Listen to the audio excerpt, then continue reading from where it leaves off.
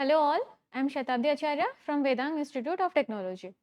So earlier in a video we discussed about hyperconjugation and resonance.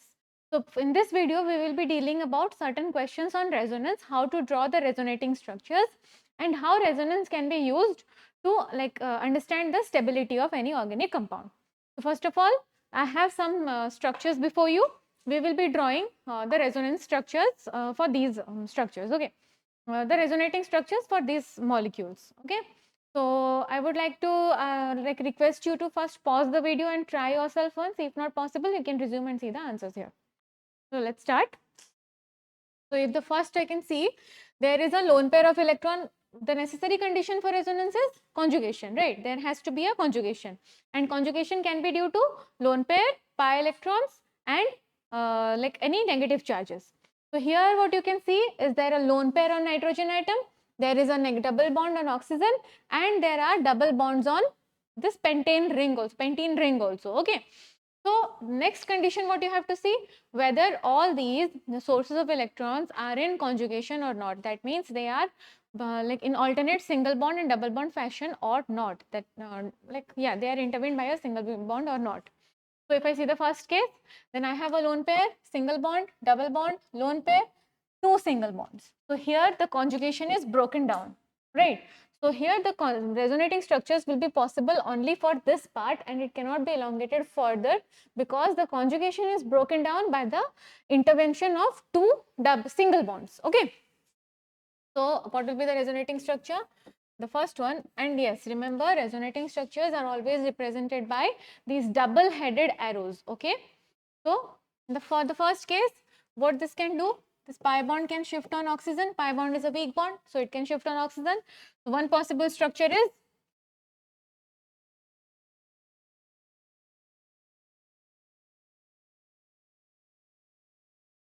double bond. The pi bond has shifted on oxygen, that's why oxygen will have a negative charge.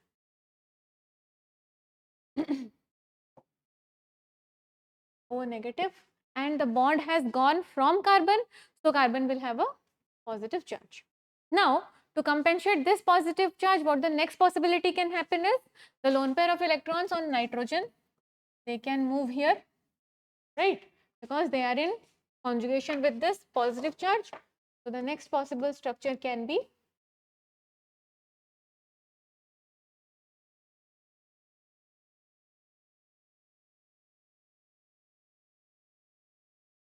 lone pair has gone, here will be a double bond and a positive charge on nitrogen atom. So these are the two possible structures for the given compound. Now if I see the second one, here am I finding any source of electron? Like yes, obviously there is a double bond, there is a double bond as well as another double bond.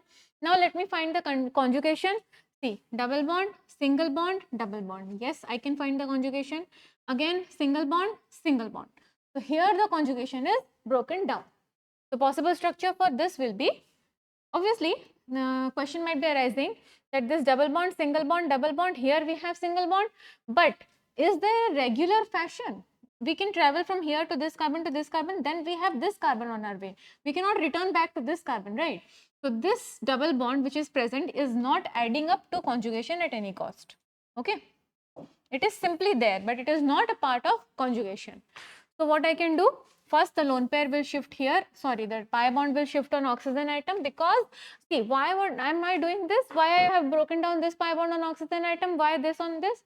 Because oxygen is more electronegative atom, so it will try to pull the electron density towards itself. Okay, so first I will break the pi bond and move this electron pair on oxygen atom. Got it? So the resonance structure for this will be,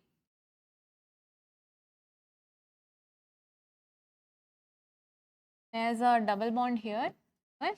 And this bond has been broken down. The oxygen will have a negative charge and a positive charge on this carbon atom, right? Now what can happen? See, this pi bond can move on to this, and see, particularly be clear on the movement of arrows. The arrow will start from the source of electron towards the sink. The head of the arrow will be on that part of the chain or the ring or the atom where the electron is shifting on to. Okay. So the arrow will move on, the pi bond will move on from this to this, that's why the arrow is like this. Okay. So the resonating structure here will be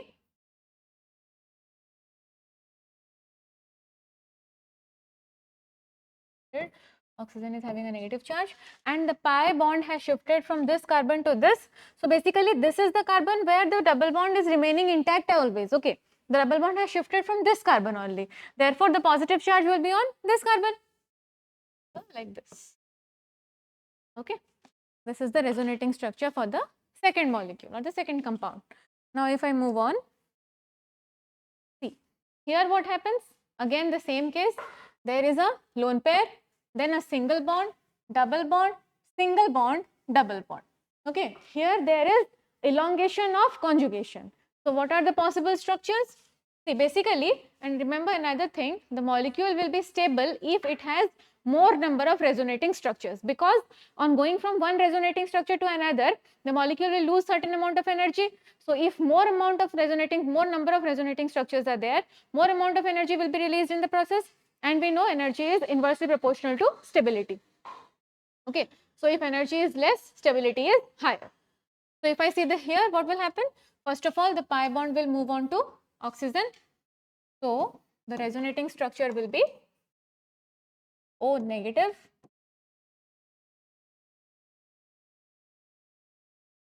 Sorry.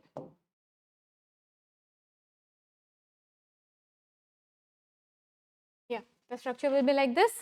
Now again what will happen? This will have a positive charge. Now what will happen? This pi bond can shift on to this carbon. So the structure will become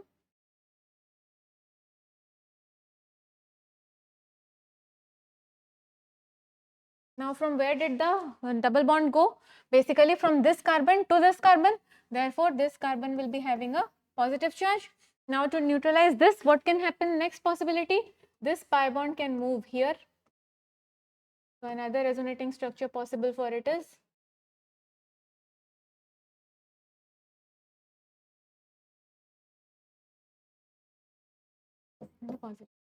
this carbon.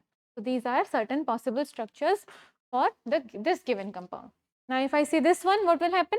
See, here there is a lone pair, right? Again here I see triple bond. Now yes, there is a chance of conjugation, there is a chance of resonance. But is there any conjugation? See, lone pair, single bond, single bond. Here even single bond. So here the conjugation is broken down. There is no conjugation in this molecule. So what will be the probable structure for this? Only one structure. This will shift on to this nitrogen. And why so? Because nitrogen is more electronegative than carbon. So the possible structure for this will be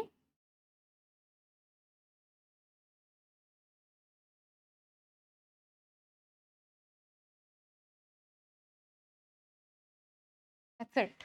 No other structures are possible for this. Moving ahead, we have these two structures.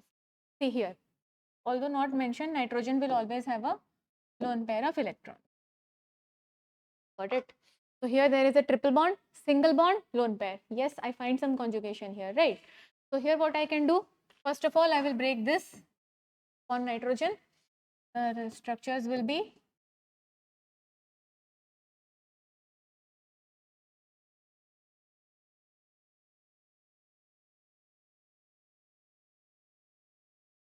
again what will happen? This lone pair can shift here. Next structure will be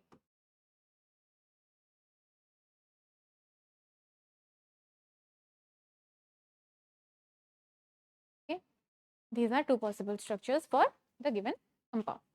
Now if I see the third, there will be a lone pair on nitrogen, single bond, double bond, single bond, triple bond.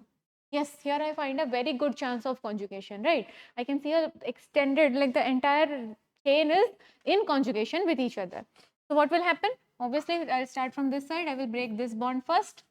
So the first resonating structures I will get is NH2 double bond,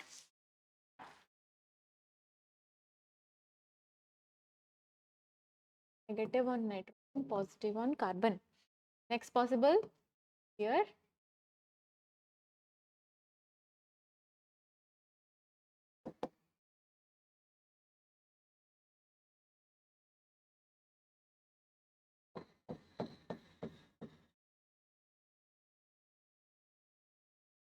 attach here. Now after this, what will happen? This bond will here get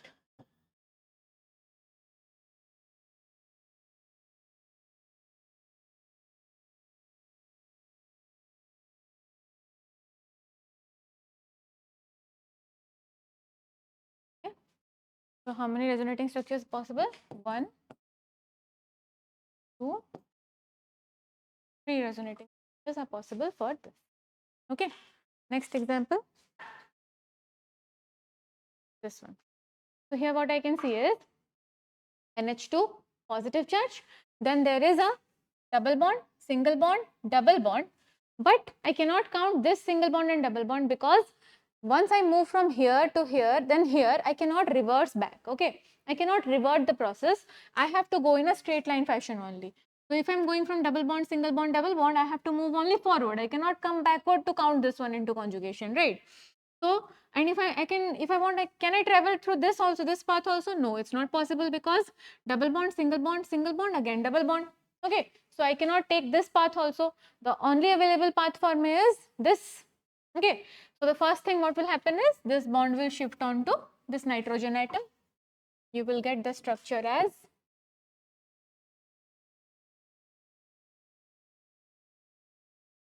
NH2 and a positive charge over this carbon and no charge on nitrogen because nitrogen was already in a positive charge, positive state. Okay, so we neutralized it by movement of one electron pair. Now what will happen? The positive charge was there. Here it is double bond. This double bond will shift here. Then the possible conjugate like structure will be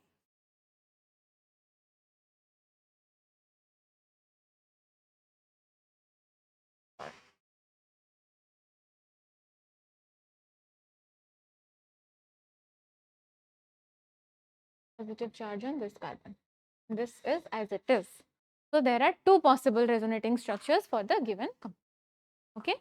So next question, next very important thing is if I give you a benzene ring. Sorry. Yeah. If I give you a benzene ring, this is the benzene. If I add a OH to it, this becomes an alcohol which we call phenol. Okay. This is an alcohol which we call phenol. And if I say CH3OH, this is an alcohol which we call methanol. Got it? Now, the question which mostly comes is why phenol is more acidic than methanol? Okay, there's a question why phenol is more acidic than methanol. See, acidic property means the tendency to liberate H plus ions, right? So, if the phenol loses an H plus ion, then the structure becomes, after the loss of H plus, the structure becomes somewhat like this, O negative. And if phenol loses an H plus, it is coming to this state by loss of H plus. Okay. Now, if methanol loses an H plus, it will become CH3O negative. Now, the question comes, why phenol is more acidic than methanol? Okay. So, basically see, if you're having a like stress or something, you're stressed out related like for any problem in your life, and you have someone where to whom basically you can vent out your stress. Okay, the stress is not only yours entirely, but you can spread it out to your friends. Then you will be relaxed, bit more chilled, right? So here what happens, see, the negative charge is the stress for oxygen. Okay, every atom wants to be in a neutral state, but gaining a charge, be it positive or negative, is a hectic or a like not so good condition for that atom, right? So if I see phenol, after losing H plus, phenol will see after the formation of a phenoxide ion, I have like when it will look behind, it will see I have lone pair of pi bonds in the benzene ring to whom I can share my negative charge. The negative charge which I have acquired by the loss of H plus is no more entirely mine, but I have friends to whom I can share, and it can share by the phenomena of resonance. So I here now want you all to do the resonating structure of the phenoxide ion.